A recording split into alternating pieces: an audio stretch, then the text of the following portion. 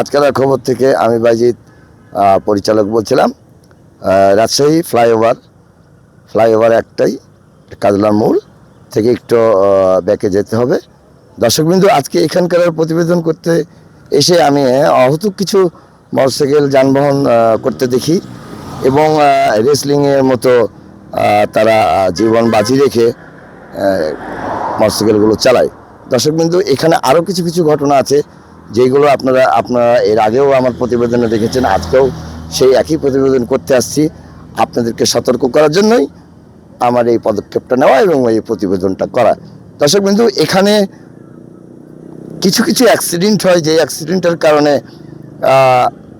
অনেকেই মায়ের কোল খালি হয়ে গেছে।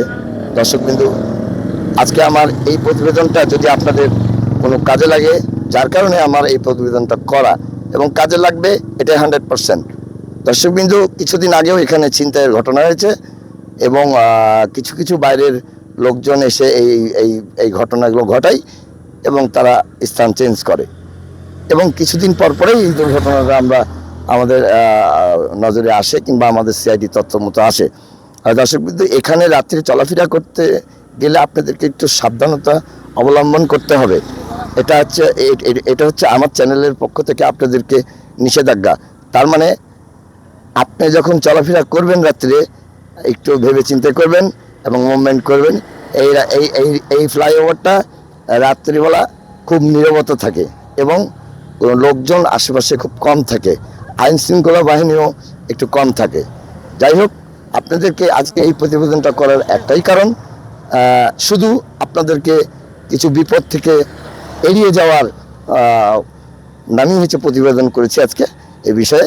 দর্শকবিন্দু, আবারও আমি বলছি, এখানে রাত্রি সন্ধ্যার পরে চলাফেরা করতে না করাটাই উচিত হবে আমার মনে বলে, কিংবা আমাদের সিআইডি তথ্য অনুযায়ী এখানে দুর্ঘটনা হয় বিভিন্ন ধরনের।